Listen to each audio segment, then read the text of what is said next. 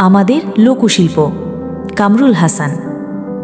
খাদ্যশস্যের পরেই বাংলাদেশের মানুষের জীবনের সঙ্গে যেই জিনিসটি অতি নিবিড়ভাবে জড়িয়ে আছে তা হলো এখানকার কুটির শিল্প। একসময় ঘর গৃহস্থালীর নিত্য ব্যবহারের প্রায় সম্পূর্ণই এদেশের গ্রামের কুটিরে তৈরি হতো। আজও অনেক কিছুই হয়। এগুলো কুটির শিল্পের মাধ্যমে তৈরি হলেও শিল্পগুণ বিচারে এ ধরনের সামগ্রী লোকশিল্পের মধ্যে গণ্য। আমাদের দেশের বিভিন্ন লোকশিল্পের কতকগুলো একসময় এমন উচ্চমানের ছিল যে আজও আমরা সেসব জিনিসের কথা স্মরণ করে গর্ববোধ করি।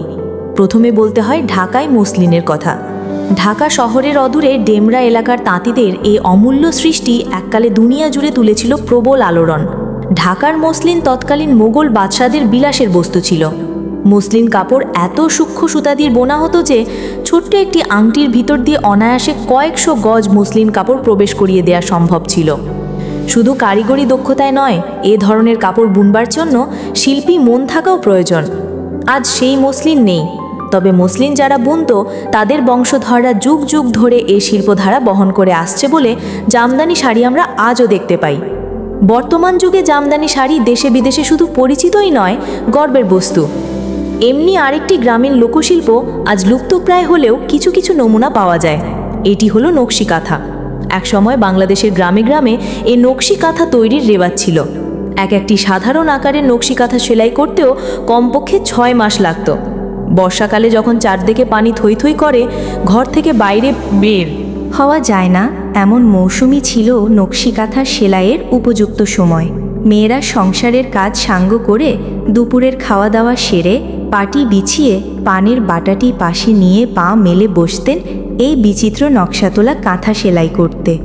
পড়শিরাও সুযোগ পেলে আসতো গল্প করতে। আপন পরিবেশ থেকেই মেয়েরা তাদের মনের মতো করে কাঁথা সেলাইয়ের অনুপ্রেরণা পেতেন। এমনই একটি কাঁথা সেলাই কত গল্প, কত হাসি, কত কান্নার মধ্যে দিয়ে শেষ হতো তা বলা যায় না। শুধু কতকগুলো সূক্ষ্ম সেলাই আর রং বেরঙের নকশার জন্যই নকশি কাঁথা বলা হয় না, বরং কাঁথার প্রতিটি সূচের ফোড়ের মধ্যে লুকিয়ে আছে একটি পরিবারের কাহিনী, তাদের পরিবেশ, তাদের জীবন গাথা। আমাদের দেশের লোকশিল্প বিভিন্ন রূপে ভিন্ন ভিন্ন অঞ্চলে প্রাধান্য পেয়েছে। তাঁতশিল্প বাংলাদেশের সব এলাকাতেই আছে, তবে ঢাকা, টাঙ্গাইল, শাহজাদপুর, কুমিল্লা, চট্টগ্রাম এলাকায় তাঁতশিল্পের মৌলিক বৈশিষ্ট্য দেখা যায়। জামদানি শাড়ির কথা আমরা আলোচনা করেছি। নারায়ণগঞ্জ জেলার নোয়াপাড়া গ্রামেই জামদানি কারিগরদের বসবাস। শতাব্দীকাল ধরে এ তাঁতশিল্প বিস্তার লাভ করেছে শীতলক্ষ্যা নদীর তীরবর্তী এ এলাকায়।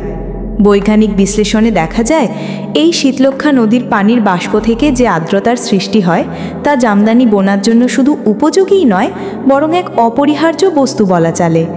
ভৌগোলিক অবস্থান, আবহাওয়া এবং পরিস্থিতির জন্য শুধু অতীতের তাঁতিদের তাঁতশিল্পই নয়, বর্তমানের বড় বড় কাপড়ের কারখানাও শীতলক্ষ্যা নদীর তীরে গড়ে উঠেছে। কুমিল্লা, নোয়াখালী ও চট্টগ্রামের প্রস্তুত খাদি বা খদ্দরের সমাদর শুধু গ্রাম জীবনেই নয়, শহরের আধুনিক সমাজেও যথেষ্ট রয়েছে। খাদি কাপড়ের বিশেষত্ব হচ্ছে এর সবটাই হাতে প্রস্তুত। তুলা থেকে হাতে সুতা কাটা হয়। গ্রামবাসীরা অবসর সময় সুতা কাটে। এদের বলা হয় কাটুনি। গ্রামে বাড়ির আশেপাশে তুলার গাছ লাগানোর রীতি আছে। সেই গাছের তুলা দিয়ে সুতা কাটা ও হস্তচালিত তাঁতে এসব সুতায় যে কাপড় প্রস্তুত করা হয়, সেই কাপড়ই প্রকৃত খাদি বা খদ্দর। বাংলাদেশের গ্রামে গ্রামে কাঁসা ও পিতলের বাসনপত্র এককালে বেশ প্রচলিত ছিল। আজও শত শত গ্রাম্য কারিগর তৈরি করে বিচিত্র ধরনের তৈজসপত্র। প্রথমে মাটির ছাঁচ করে তার মধ্যে ঢেলে দেয় গলিত কাঁসা। ধীরে ধীরে এই গলিত ধাতু ঠান্ডা হয়ে আসে। তখন ওপর থেকে মাটির ছাঁচটি ভেঙে ফেললেই ভেতর থেকে বেরিয়ে আসে বদনা, বাটি, গ্লাস, থালা ইত্যাদি। তারপর এগুলো পালিশ করা হয়। এ ধরনের বাসনে নানা রকম ফুল পাতার নকশা বা ফরমাসকারীর নাম খোদাই করা থাকে। এমনকি আজকাল অতি আধুনিক গৃহসজ্জার সামগ্রী হিসেবে তামা, পিতলের ঘড়া, থালা, ফুলদানি ব্যবহৃত হতে দেখা যায়। পোড়ামাটির কাজের ঐতিহ্য এদেশে বহু যুগের। মাটির কলস, হাঁড়ি, পাতিল, শানকি, ফুলদানি, দইয়ের ভাঁড়, রসের ঠিলা, সন্দেশ ও পিঠার ছাঁচ, ট্যাপা পুতুল, হিন্দু সম্প্রদায়ের দুর্গা, সরস্বতী, লক্ষ্মী ইত্যাদির মূর্তি গড়বার কাজে বাংলাদেশের পালপাড়া ও কুমোরপাড়ার অধিবাসীরা সারা বছরই ব্যস্ত থাকে। আধুনিক রুচির ফুলদানি, ছাইদানি, চায়ের সেট, কৌটা, বাক্স বা ঘর সাজাবার নানা ধরনের শৌখিন সামগ্রী সব কিছুই মাটি দিয়ে তৈরি করা হচ্ছে।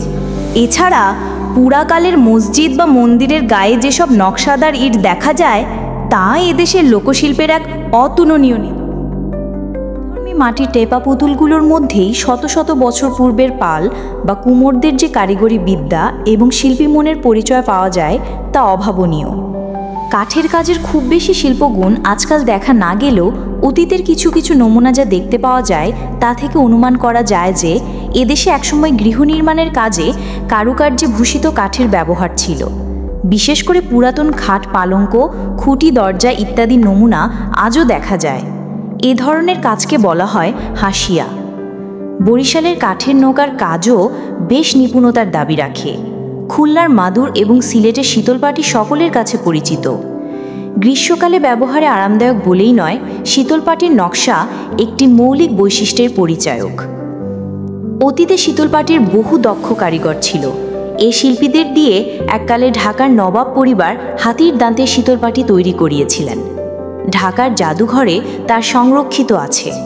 এটি আমাদের লোকশিল্পের এক অতুলনীয় নিদর্শন। আমাদের গ্রামের ঘরে ঘরে যে শিকা, হাতপাখা, ফুল পিঠা তৈরি করা হয় তা মোটে অবহেলার জিনিস নয়। এদের বিচিত্র নকশা, রং এবং কারিগরি সৌন্দর্যের যে নিদর্শন চোখে পড়ে তা শুধু আমাদের অতি আপন বস্তুই নয়, সৌন্দর্যের দিক দিয়েও এদের স্থান বহু উচ্চে। সাধারণ সামগ্রী হলেও যারা এগুলো তৈরি করেন তাদের সৌন্দর্য প্রিয়তার প্রকাশ ঘটে এসব জিনিসের মধ্য দিয়ে। শিকা গৃহস্থালির জিনিসপত্র ঝুলিয়ে রাখা শূন্যস্থানে শিখেল জন্য তৈরি, এ কথা সকলেই জানে। শুধু শুধু প্রয়োজন মিটলেই মন ভরে না বলে সৌন্দর্যপ্রিয় মানুষ নানা নকশা জুড়ে দিয়ে তাকেও একটি বিশেষ শিল্প বস্তুতে পরিণত করেছে। আমাদের দেশে বাঁশ অপ্রতুল নয়। বাঁশের নানা রকম ব্যবহার ছাড়া আমাদের চলতেই পারে না। ছোটোখাটো সামান্য হাতিয়ারের সাহায্যে আমাদের কারিগররা বাঁশ দিয়ে আজকাল আধুনিক রুচির নানা ব্যবহারিক সামগ্রী তৈরি করছে, যা শুধু আমাদের নিজেদের দেশেই নয়, বিদেশেও বহুল পরিমাণে ব্যবহৃত হচ্ছে। এছাড়া শোলা শিল্পের উৎকৃষ্ট সৃজনশীল নমুনাও দেখা যায় পুতুল, টোপর ইত্যাদির মধ্যে। কাপড়ের পুতুল তৈরি করা আমাদের দেশের মেয়েদের একটি সহজাত শিল্পগুণ। অনেকাংশে এসব পুতুল প্রতীকধর্মী।